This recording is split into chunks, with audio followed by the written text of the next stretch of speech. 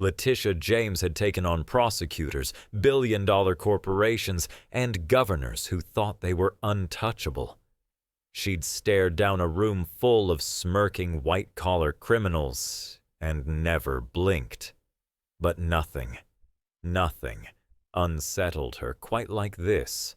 A quiet jazz restaurant, a corner booth, and the subtle, unpredictable twitching of her son's legs beneath a white linen tablecloth. The great Letitia James, armored in tailored discipline and 10,000 court documents, was not here to win. She was here to watch, and that terrified her. The Bellamy room didn't look like the kind of place where moments happened. It whispered comfort, soft amber lighting, the warm hiss of wine being poured, the hushed clatter of silverware politely disagreeing with porcelain. A live jazz trio melted into the background like a sigh too elegant to finish. This was a room designed for graceful pauses and forgettable anniversaries. But tonight, it was a minefield. At least, it felt that way to Letitia. She sat rigid, as always, her slate-gray blazer perfectly pressed, her spine straight as if someone had filed it in. She wasn't just a mother. She was the mother, the guardian, the planner, the one who filled out the medical forms with alarming efficiency and emailed teachers before Jamie even had a chance to misstep. Tonight was no different. She had vetted the Bellamy in advance, quiet, dignified, with a staff trained to serve without spectacle. What she didn't plan for was her son. Jamie Voss, age 8, wore a little suit he hated and a pair of orthopedic shoes that hated him back. His legs spasmed under the table in soft, irregular bursts, a silent rebellion against the idea of stillness. He said nothing. He didn't touch his food. He just stared across the room like he was waiting for something invisible to give him permission to breathe. Letitia followed his gaze and landed on her. Clara Shaw, the waitress, late 20s, maybe early 30s, brown hair pulled back into a soft, no-nonsense bun. Her uniform was crisp, unremarkable. But her gait was a remnant. You can always tell a former dancer, not by how they move when they perform, but how they move when they don't. Clara walked like she still remembered music. Every step was measured, but not robotic, balanced, but not mechanical. Her tray rested lightly on one hand like an extension of her body, not a burden. It was in the flex of her knees, the lift of her heel, the way her toes anticipated contact with the floor a beat before it happened. She wasn't walking. She was still dancing, just in exile. Letitia noticed Jamie staring, but didn't interrupt. Part of her wanted to tap him on the shoulder and redirect him to the breadbasket or the lemon wedge in his water glass. Something safe, predictable. But another part, one she rarely listened to, told her to stay still. Jamie didn't blink. His eyes were fixed not on Clara's face, but on her shoes. They were soft-soled and worn just enough to betray hours of silent rehearsal. He recognized them, even if he didn't understand why. Letitia felt the air shift. It wasn't dramatic. No thunderclap. No swell of emotion. Just a quiet tension. Like the moment in court right before a verdict is read. She knew that feeling. She also knew how often people misread it. To most, Jamie was a fragile boy with a difficult diagnosis. Dystonia, a disorder that made his muscles twist and his balance wobble. But to Letitia, he was a plan, a project, 1,000 forms and appointments and contingency maps. She'd given her life over to managing every variable in his path. What she couldn't manage was the way he was looking at Clara. Not with admiration, not even with curiosity, with recognition. She didn't like it, not because it was dangerous, but because it was unplanned. The music in the background slowed into a mellow waltz. Not enough to command attention, just enough to suggest something might happen. Jamie shifted in his seat. Letitia's hand twitched toward her clutch. She stopped herself. He still hadn't looked at his food, hadn't spoken a word, but his feet kept moving. Not walking, not dancing, just moving, like they were arguing with each other in a language he couldn't quite translate. Then Clara turned. Not dramatically, just the natural arc of someone scanning the room for a table that needed attention. Her eyes briefly landed on Jamie's, and for a millisecond, the air around that table felt electrified. Not romantic, not maternal, human. Letitia caught it. She always caught it. That flicker of recognition, that moment when people decide whether to see someone or glance past them. Clara didn't glance past. She saw Jamie. That was when Letitia realized something was about to happen.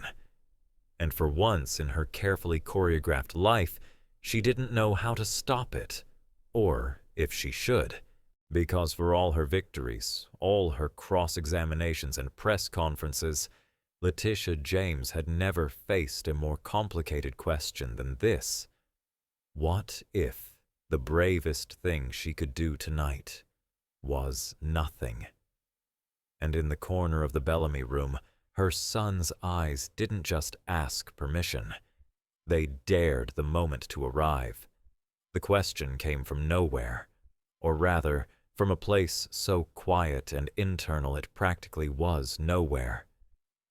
Clara had just leaned in to refill the boy's lemonade, her hand steady, the glass tilted at the perfect angle, when she heard it, soft, unsteady, and more vulnerable than any adult could afford to be in public these days. "Do you still dance?" Jamie asked. His voice didn't travel. It barely made it to her ear, but it landed with surgical precision.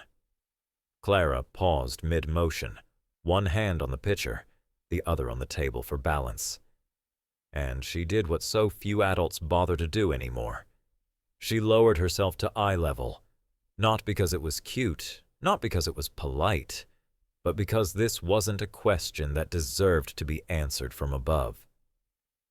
"Only," she said, her voice equal parts whisper and truth, "when someone's brave enough to lead." She didn't blink after she said it. She didn't have to.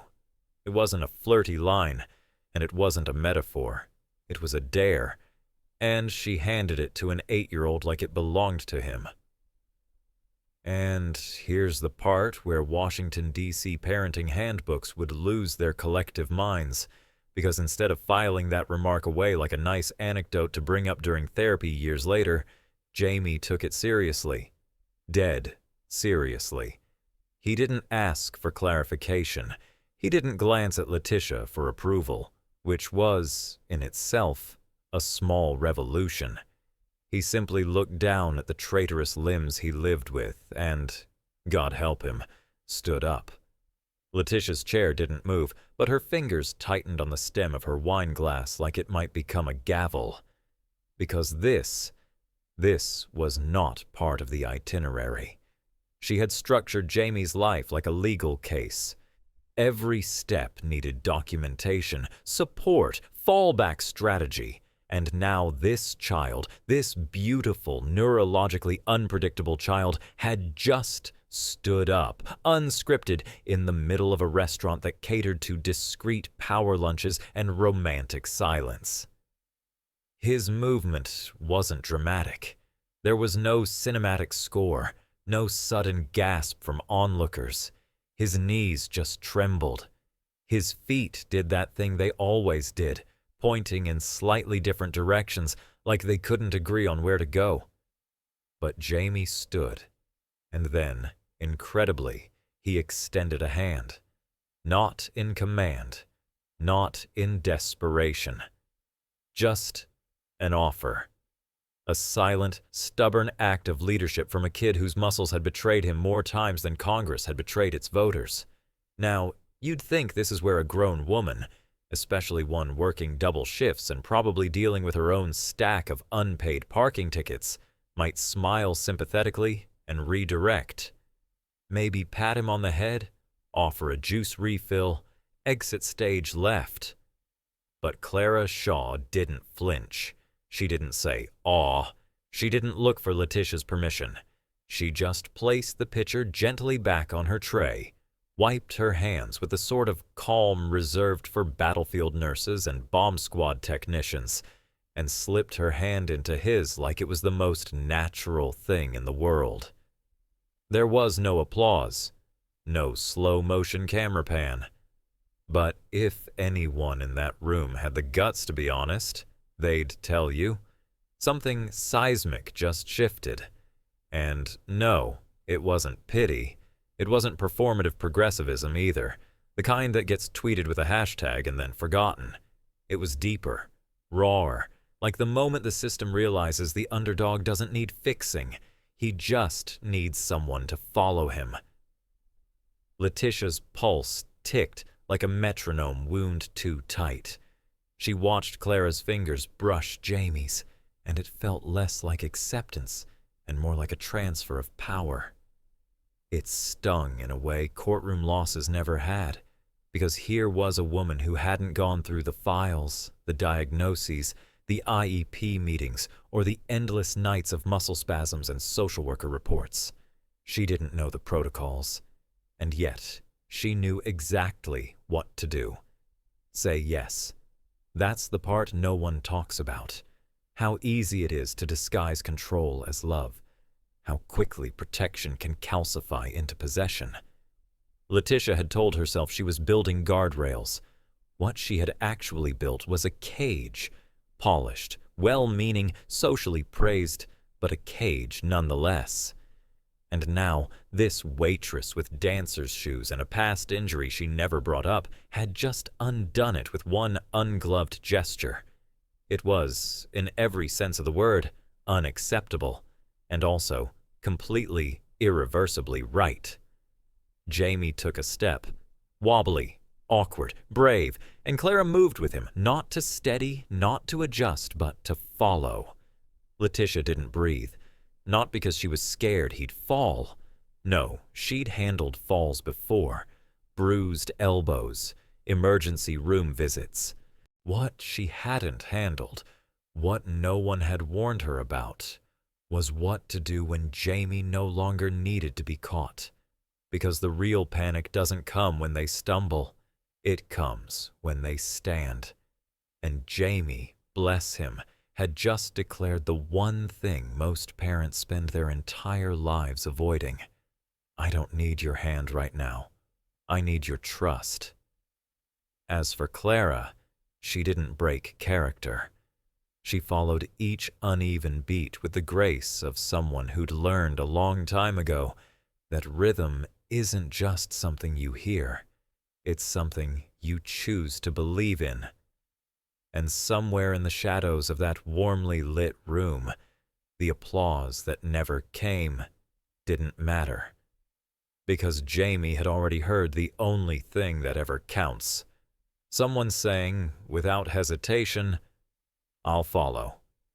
Now, whether Letitia would follow too, well, that's the question that hung in the air, suspended, waiting. It was the left foot first. Of course it was. The cursed left foot that always lagged half a beat behind, the one physical trait that had ruined more playdates, ruined more well-meaning school assemblies than any behavioral issue ever could. Jamie lifted it like it weighed more than policy reform, bent his knee just slightly too far inward, and took a step. Wobble. Pause. No collapse. Barely. The kid was on the brink of gravity, and the whole room could feel it. But Clara didn't reach for him. She didn't offer a stabilizing arm, didn't perform the universal adult ritual of correction masked as kindness. She didn't even lean. She just waited. That's the difference between being polite and being present. One says, "I see your mistake, and I'll fix it for you." The other says, I see you. Full stop. That pause, just a second and a half of silence from Clara, said more than any diversity training manual ever could. Because unlike the bureaucrats and experts and emotionally tone-deaf administrators who had written volumes on accommodating difference, she actually trusted Jamie's difference to mean something. No one said, "Ladies and gentlemen, please direct your attention to the small boy and his public display of courage." There was no announcer, no soft spotlight, just an 8-year-old dragging his foot across hardwood and a waitress who had decided to treat that act like the Gettysburg Address. And then, like all things fragile and true in this country, someone laughed. It wasn't cruel, not on paper. It wasn't loud enough to echo. Just a soft, confused chuckle from somewhere between the wine menu and the foie gras. The kind of sound people make when they're not sure whether they're supposed to be amused or offended by sincerity. It's the same sound that greets a teenager reading a poem at an open mic, or a disabled veteran trying to climb the courthouse steps while a city official gives a speech about accessibility. America, after all, loves a redemption arc, just not when it's still limping through Act 1.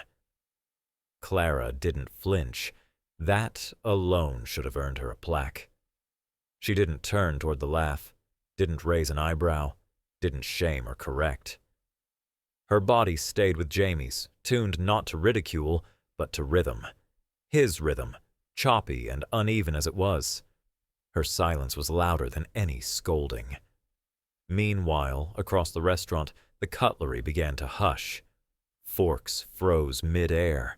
Knives hovered just above lamb chops. Conversations trailed off like bad campaign slogans. Everyone was watching, but no one was sure what they were watching for. A performance? A breakdown? A teachable moment? Americans love teachable moments, so long as they come with a certificate and someone else does the crying. And then, from stage right, the restroom hallway, Letitia reappeared.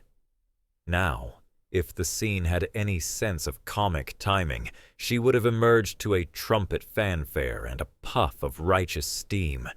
The queen of containment, back from checking her lipstick and reasserting control.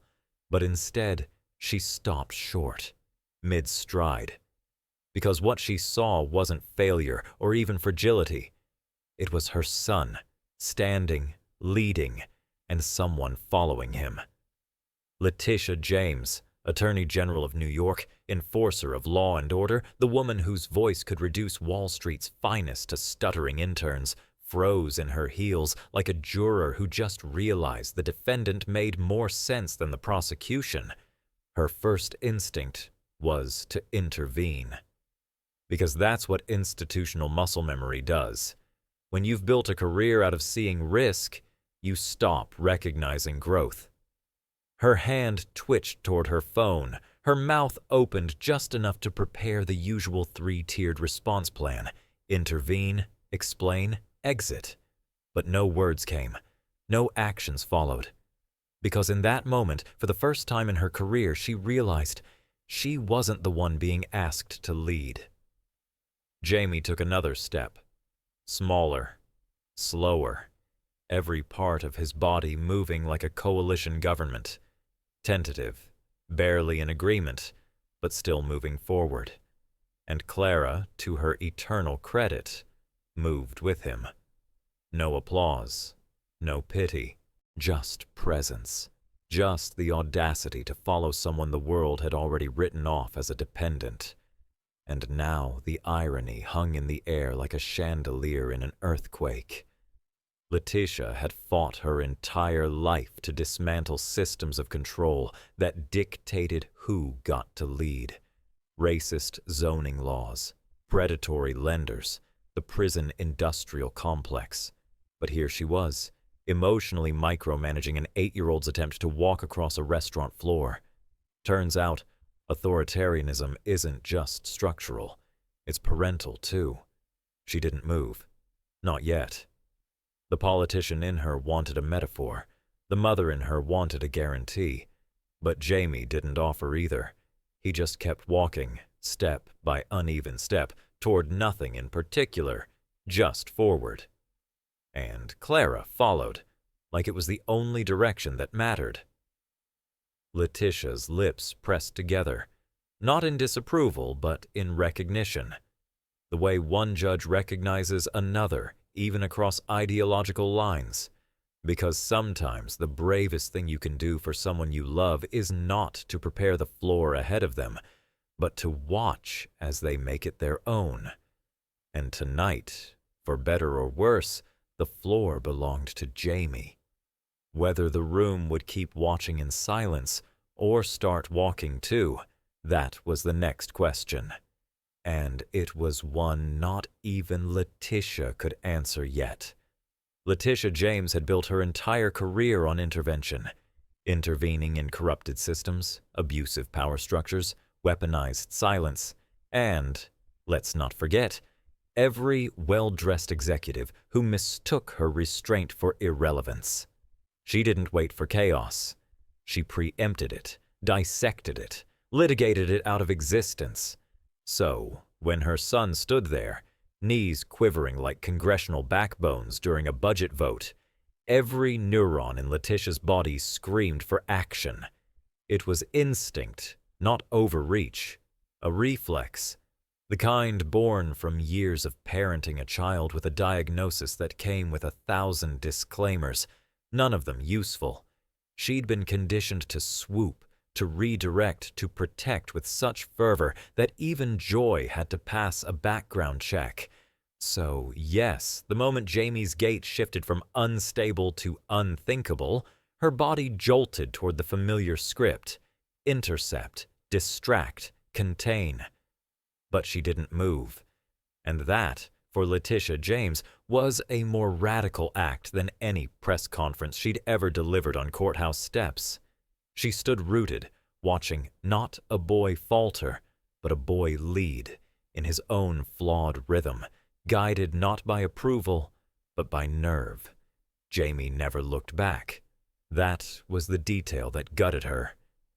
He didn't glance at her for permission, for backup, for anything. He moved forward like he believed, however briefly, that he didn't need the safety net. And that belief, that tiny defiance, cut deeper than any Supreme Court ruling. He took another step. Clara followed.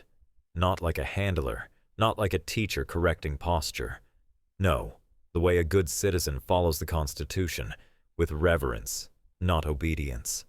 Her pace adapted to his, not slower out of pity, not calculated to theatrics, just aligned. Another step. Then Jamie froze. The moment every therapist warns you about, the moment that often ends in backpedaling or worse, apology. He turned to Clara, his voice barely above a thought. "Is it okay?" Clara didn't blink, didn't hesitate. She bent just slightly, not to his height, but to his level. "It's perfect," she said, not with the falseness of a teacher handing out gold stars for breathing, but with the clarity of someone who's seen real movement. Honest movement, the kind that doesn't need polishing to be meaningful. Letitia heard the words and immediately knew what they were not. They were not comfort. They were not damage control. They were not strategic framing. They were truth, and worse, truth spoken without her.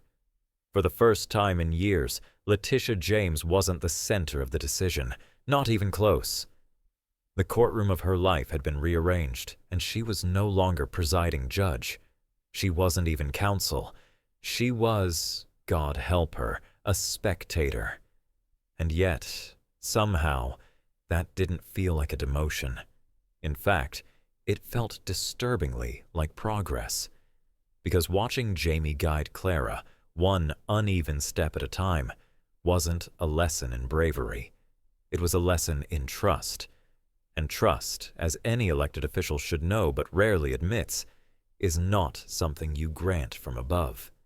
It's something you step back enough to allow. She had spent the last 8 years designing Jamie's life like a high-security policy proposal. Every risk mitigated, every possibility charted, every variable managed into submission. And here, in the middle of a restaurant filled with silent forks and half-finished sentences, a waitress with a busted ligament and a too-perfect posture had managed to offer Jamie the one thing Letitia never had: room. Room to falter, room to wobble, room to not be fixed. It was comical in a tragic American way, the way those who love you most can become your biggest obstacle. Not out of malice, but out of meticulous affection. The same affection that drowns children in helmets and warning labels until they forget what it feels like to risk a bruise in exchange for agency. And that's the political joke no one likes hearing. We don't parent differently than we govern. We pretend to hand over freedom while gripping the leash just tightly enough to jerk it back if the optics go south. We don't trust people to fail publicly, so we deny them the dignity of trying privately. But Jamie was trying. Publicly, clumsily, magnificently. And Clara was there, not as a crutch, but as a mirror. She wasn't simplifying the moment or diluting the truth. She was echoing it back in real time. You move, I follow. No edits, no spin, just movement. Letitia watched, arms now limp at her sides, the urge to intervene finally dissolving into something else. Something less headline-ready, more human. She didn't need to draft a response. She needed to absorb one. Because in that dim restaurant, in that makeshift dance floor of tension and awkward grace, her son was redefining what it meant to lead. Not through charisma, not through fluency, through persistence, through presence, through a tremoring left foot and an unshaken hand. And for the first time, Letitia began to suspect that maybe leadership wasn't about stepping forward. Maybe it was about stepping aside just enough for someone else to try. The next step was Jamie's, but what followed would reshape them all. The silence inside the car wasn't the awkward kind, nor the angry kind. It was the kind of silence that could only exist between two people sitting side by side while quietly rewriting the script of their entire relationship. Outside the passenger window, streetlights slid past like punctuation marks in a long, unfinished sentence. Letitia kept her eyes on the road, hands fixed at 10 and 2.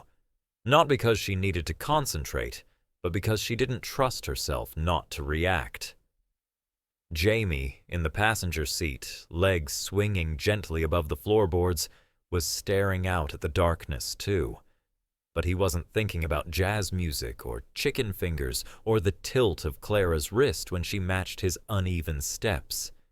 He was thinking about freedom, not the capital F kind that gets branded onto campaign slogans and weaponized on cable news, but the kind that feels like exhaling for the first time in years. It was Jamie who spoke first, softly, as if unwrapping a truth too fragile to hold all at once. I don't think I need you to hold my hand all the time anymore. Letitia didn't flinch, but the wheel suddenly felt heavier in her grip. Now, to the casual observer, that sentence sounds innocent, even expected, a child growing up, a rite of passage. But to Letitia, it wasn't a milestone. It was a mutation. Because this wasn't about crossing a street. This was about crossing her. And for a woman whose life revolved around anticipating risk and neutralizing it before it dared to draw breath, this was her worst kind of confrontation, one she couldn't argue out of. Letitia James had built her public identity on the performance of control, the crisp suit, the deliberate walk, the silence that fell like a gavel whenever she entered a room. but none of that armor mattered in a car with a child who had just issued a verdict of his own. She said nothing. She didn't know how to speak in this language, this tone of gentle but firm redefinition. The courtroom had always been hers. The mic, hers. The rebuttal, always at the ready. But now she sat, outmaneuvered by an 8-year-old who couldn't even tie his own shoes without assistance some mornings, but had just delivered a political coup with a single sentence. Jamie wasn't finished. "I know I can still fall," he said, "but I think I can lead too, if someone lets me." The simplicity of it was infuriating, not because it was wrong, but because it was right. This wasn't defiance. Jamie hadn't raised his voice, hadn't challenged her authority, hadn't rolled his eyes or crossed his arms like a child raised on TikTok tantrums. No, what he'd done was far worse. He'd told the truth, and not the kind of truth that wins debates or boosts public image, the kind that disarms you completely. Letitia stared straight ahead, the words rattling in her chest like an alarm she couldn't shut off. This was what terrified the establishment.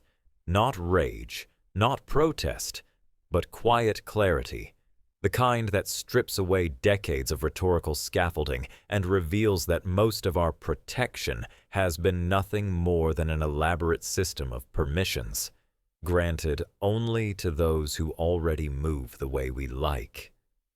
What Jamie had just asked for wasn't permission to act, it was permission to be acted with, not managed, not guarded, just believed. And that's the con game every control freak in politics, parenting, and policy never wants exposed.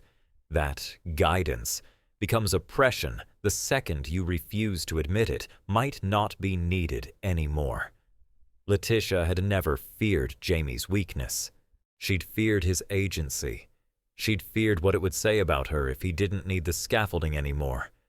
And now, in the gentle hum of the vehicle they both sat in, her fear was staring back at her, brown-eyed, soft-spoken, and absolutely unwilling to apologize. She opened her mouth, closed it again. Nothing elegant came to her. No closing argument, no framework, no prepared remarks. Just the sudden realization that her son wasn't waiting for permission to grow up. He'd already started. It wasn't rebellion, it was release. And the scariest part? He was right. Now the real question wasn't whether Jamie could lead, it was whether she had the humility to follow. The next traffic light blinked yellow. She slowed, not just the car, but something inside her grip too. There would be more to say. Soon. Maybe not tonight. But the balance of power had shifted, and the best thing she could do now, after a lifetime of being the voice in the room, was to learn the cost and grace of staying quiet. Jamie looked down at his hands, then back out the window. He hadn't asked for a revolution. He'd simply taken a step, and whether Letitia would follow. Well, that would be the next unspoken vote. The Bellamy room, stripped of its nighttime mystique and warm jazz shadows, looked almost sterile in the morning light. No low saxophone murmuring in the corners, no glasses clinking in social choreography, just sunlight slicing through the tall windows and bouncing coldly off crystal and chrome. The same restaurant where the world had briefly turned on the axis of a boy's unsure steps now felt like any other space shaped for service, not for revelation. Clara Shaw stood behind the bar, polishing glasses with the slow, practiced rhythm of someone who still heard music even when it wasn't playing. Each swipe of the cloth had the grace of a pirouette paused halfway through, unpretentious, unperformed, and deliberate. Her expression was neutral, almost studiously so, like she'd already decided what kind of energy the day would be allowed to have. Letitia entered like she always did, upright, decisive, suited to the collarbone. Except this time, she didn't command the room. She approached quietly, almost hesitantly, like a litigant requesting a sidebar in a courtroom she no longer controlled. Clara didn't stop her movement. She didn't pour a drink, didn't feign customer service. She simply acknowledged Letitia's presence with the briefest glance. Professional, polite, unimpressed. "Were you not afraid?" Letitia asked, skipping the pleasantries. "That he'd fall, that they'd laugh?" It was a prosecutor's question, sharp-edged, precise, designed to corner. But Clara didn't blink. She folded the towel in one slow, clean motion, set it down with ritual finality, and finally met Letitia's eyes. "I wasn't afraid he'd fall," she said, with the kind of tone that made truth sound like old fact. "I was afraid no one would follow him." Silence. Not a dramatic silence. A clarifying one. The kind that clears out every carefully scripted argument still nesting in the back of your throat. Letitia's lips parted slightly, but no defense arrived, because the words were too accurate, too efficient, and far too uncomfortably intimate. She had spent years worrying about broken bones, public embarrassment, diagnosis codes, and bureaucratic humiliation. She had drafted policy memos in her head while helping Jamie put on socks. But she had never, not once, considered the cost of suppressing someone's potential to lead out of fear they wouldn't be followed. That wasn't parenting. That was gatekeeping in a loving disguise. Clara, undeterred, continued with the quiet audacity that only comes from people who've already been forced off the stage. People like Jamie are used to being directed, pulled, corrected. We give them instructions. We pretend it's kindness. But most of the time it's fear in a suit. Letitia inhaled sharply, but still said nothing. Because again, Clara wasn't wrong. And worse, she wasn't even being emotional about it. She was being clear. "I've seen it 1,000 times," Clara went on, voice low but unforgiving. "We micromanage their lives, not because we don't believe they'll fall, but because we don't trust that anyone will help them back up if they do." That line hit harder than any televised debate Letitia had ever prepared for. She had built a professional life battling institutions for their inability to support the vulnerable. But at home, she had mirrored the same cowardice, insisting on control, not because Jamie couldn't move, but because she didn't trust the world to move with him. And now, here was Clara, a waitress with a limp and a resume that had once included curtain calls, spelling it out without apology. Letitia hadn't been protecting Jamie from failure. She'd been preemptively denying him the dignity of trying, all in the name of optics, all under the banner of care. This wasn't about the restaurant floor anymore. This was about every floor he'd never been allowed to stand on, every platform from which he'd been politely removed, every opportunity framed as not yet because someone else, someone powerful, couldn't stomach the sight of courage that looked different from theirs. Clara leaned forward slightly, but didn't raise her voice. "He stood there, offering to lead, and I followed him. That's it. That's the whole story." Letitia exhaled through her nose, a sound half surrender, half revelation. The political part of her was searching for a rebuttal. The mother part was just trying not to cry. The irony was as painful as it was plain. Clara had done in 12 minutes what Letitia had failed to do in 8 years. Believe that Jamie didn't need permission to be worth following. No applause, no report, no headline, just belief. The worst part? It didn't take courage. It took restraint. Letitia straightened slightly, her posture reflexively seeking dignity even in defeat. But the tone of her voice shifted. Softer now. Not weak, just less armored. "You looked like you didn't even hesitate," she murmured. "I didn't," Clara said simply. Letitia studied her for a moment and realized Clara hadn't taken a risk. She'd taken a cue. And what haunted Letitia wasn't that Clara had stepped forward. It was that she hadn't. From the corner of her eye, she noticed the faint smudges Jamie's shoes had left on the hardwood floor the night before. They hadn't been cleaned yet. Not erased. That, at least, was something.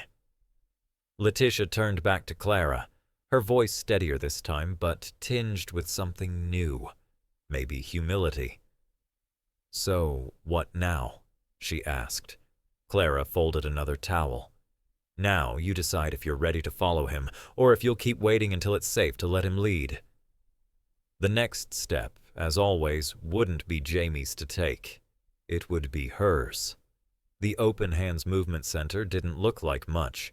From the outside, it resembled every underfunded community building in America. Faded brick, a cracked ramp that would give any ADA compliance officer a migraine, and a hand-painted sign that screamed optimism louder than its budget allowed. But inside, the air pulsed with something rare. Permission. Not the kind printed on official forms, but the kind that said, "It's okay to move your way." Letitia James stepped in like she was walking into a courtroom unannounced. Blazer sharp, heels deliberate, eyes scanning every corner like they might stumble across liability. She hadn't been invited. She hadn't made an appointment. She had just followed the only lead she had left, the footprints Jamie hadn't even meant to leave behind. The room buzzed with controlled chaos. Children stumbled and turned, arms flailing in improvisational bursts. Some laughed when they fell. Others didn't. One boy with elbow crutches was trying to mimic a sidestep pattern, his focus so intense it could have powered a municipal grid. Clara stood beside him, not touching, not correcting, just narrating gently. "Heel first," she said, "then toe. Let it roll, don't force it." The boy's foot did a sort of half-roll, half-scrape. It wasn't graceful, it wasn't even close. But Clara didn't flinch. She just nodded like he'd invented a new dialect of motion, because maybe he had. Letitia didn't move. Her tailored silhouette looked almost absurd against the backdrop of wild limbs and uncertain balance. She didn't belong here, and she knew it.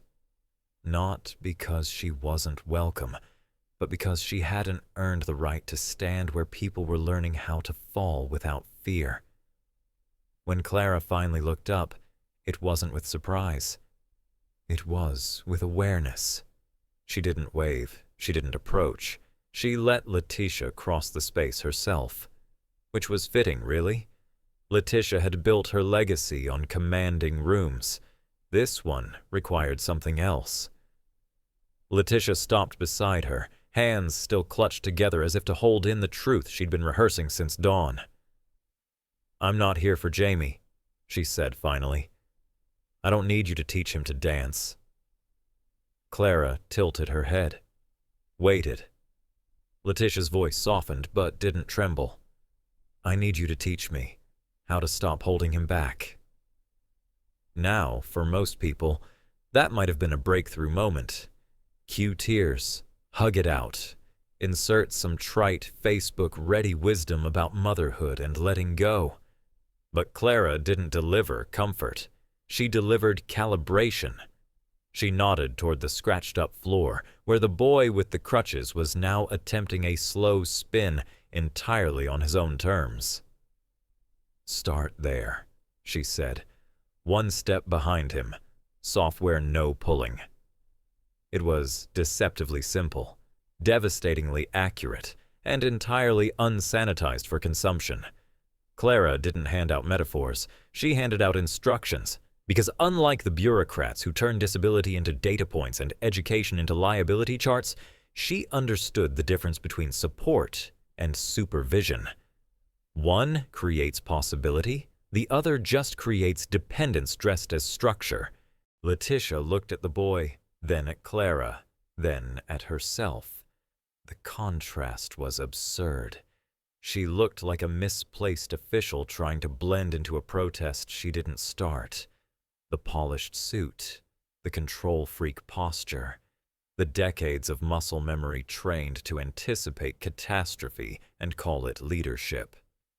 And now she was being told, gently but unequivocally, that leadership in this room meant standing one pace behind the person you were used to speaking over. Letitia wanted to argue, at least intellectually. She wanted to say she had always meant well, that risk assessment and future planning and proactive boundaries were love in another language. But she couldn't. Not here. Not now. Not in front of a woman who had surrendered a career, a body, and probably a dozen opportunities just to stand quietly beside children who kept falling with dignity. So instead, Letitia asked the only question that mattered. "And if he turns a direction I didn't expect?" Clara glanced at her sideways, the barest smirk ghosting her face. "Then keep following. You might end up somewhere better than you planned." Letitia didn't smile, but something loosened behind her eyes. That was the thing about control. It masquerades as foresight, but dies in the face of trust. This wasn't about letting Jamie dance. It was about finally realizing he'd already started. The next move, as always, wouldn't be choreographed, and this time Letitia wouldn't lead. She'd listen. The spring festival had all the charm of a school board meeting held in a multi-purpose room that still smelled faintly of cafeteria tater tots. The ceiling was too low for drama, the folding chairs too squeaky for gravitas, and the string lights dangling overhead flickered like the town's budget had only allowed for every third bulb to be reliable. This was not the kind of place where anything world-shifting was expected to happen. It was a space designed for local announcements and polite applause, not revolutions. Letitia sat near the back, not out of modesty, but out of muscle memory. She'd learned long ago that sitting in the front row came with the burden of being watched. Today, she wanted to watch. The program had slogged its way through awkwardly sweet performances, children reciting poetry with too much stage fright and too little rhythm, group songs where the microphones cut out halfway through. No one minded. That was the charm of community events. Mediocrity was forgiven in exchange for sincerity. But now, a pause. Not the kind that came from a technical issue, but the kind that came from uncertainty. A clipboard-clutching volunteer cleared her throat into the mic. "Our next performer doesn't have music or choreography or a partner," she said, her voice doing the verbal equivalent of wringing its hands. "But he has direction, and maybe that's enough." Jamie stepped onto the stage. No spotlight, no cue, just him. He wore black slacks and a white shirt, his frame small, his arms hanging loose at his sides. There was no fanfare, no costume, no fan club of parents recording on iPhones like they were capturing a TikTok moment in the making. Just silence, and the sound of wooden floorboards creaking under hesitant feet. He took a step, and the world, or at least the small, underventilated auditorium version of it, paused. It was not a clean step.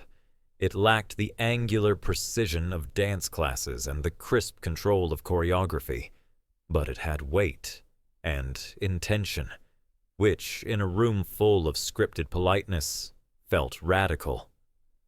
Jamie took another step. His knee wobbled too far left, corrected halfway through. He didn't stop. A woman in the third row, mid-40s, graying hair, jacket still zipped halfway like she hadn't planned to stay long, stood up. She didn't say a word. She just stepped into the aisle and took a single step forward, mirroring the boy. No announcement, no invitation, just alignment. Then came the man in the wheelchair. He rolled forward a few feet, not to block or interrupt, but to participate. He turned his chair slightly and moved in rhythm. Not to any music, but to Jamie's breath. A teenage girl in mismatched sneakers stepped forward from the back row. Then another. And then, absurdly, impossibly, a row of PTA parents, volunteers, and half-checked-out city employees stood like they were answering some unspoken roll call. Letitia didn't move. She just watched. Watched as control unraveled in the best way possible. This wasn't a dance. Not in the traditional sense. There was no beat to follow, no chorus to cue a synchronized sway. This was leadership stripped of charisma, stripped of choreography, stripped of the damn ego. This was movement in its purest, most human form. Vulnerable, hesitant, and still, somehow, magnetic. And perhaps most hilariously, it worked better than anything the school district had ever tried to teach about inclusion. You could almost hear the bureaucratic gears grinding in the background. How do you write a diversity grant proposal for a moment that didn't include talking points? Jamie didn't notice the crowd following. He wasn't performing. He was just stepping forward. Because he had decided, finally, that he could. And the people didn't follow because they pitied him. They followed because they recognized something in that slow, determined motion. Something real. Something absent from every corporate seminar on allyship and every school poster featuring cartoon children holding hands beneath the word unity in Comic Sans. This wasn't about symbolism. It was about presence. Letitia stared ahead, her breathing shallow, her hands folded like she might squeeze the lesson back into something less devastating. She had spent years crafting policy, issuing directives, controlling outcomes. But not once had she considered that a child with uneven steps might be the clearest moral compass in the room. And now, here he was, not waiting to be led, not asking to be understood, just walking. And the world, miracle of miracles, was following. The rest of the auditorium began to shift, a ripple of movement spreading like water disturbed by a pebble, subtle but unstoppable. There were no hashtags, no social media live stream, no virtue-signaling yard signs being waved around. Just people choosing to move, not because they were told, because they finally saw. Letitia exhaled. The next act would not be written by her. It would be written by the boy on stage, one step at a time. There was no applause, no curtain call. No one reached for their phones in that frantic, desperate scramble to capture a viral moment. Because this, whatever this was, couldn't be filtered or hashtagged. It didn't scream. It didn't sell. It just was.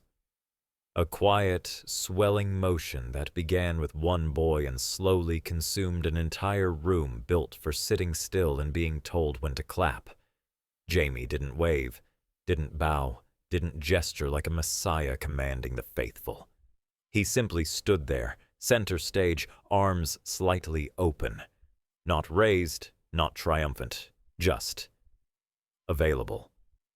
The gesture wasn't loud enough to be leadership by today's standards. It wasn't monetized, trademarked, or branded on the back of a t-shirt. It was the radical act of not needing attention to be worth following. Letitia stood just beyond the curtain, feet firmly planted in a space that was neither backstage nor center stage, right where she belonged now. She didn't speak immediately. She watched as if trying to memorize a language she didn't realize she'd never bothered to learn. Every fiber of her public life had been about message discipline, optics, strategy. But here she was, watching a child with no plan, no speech, no rhythm, move people more effectively than her best closing argument ever had. She leaned slightly toward Clara, her voice barely audible. "What's he doing?" Clara didn't look away from the stage. Her reply was soft, but it landed with the precision of a subpoena. "He's not dancing. He's leading." And there it was. No metaphor, no interpretive fluff, just the plain, inconvenient truth.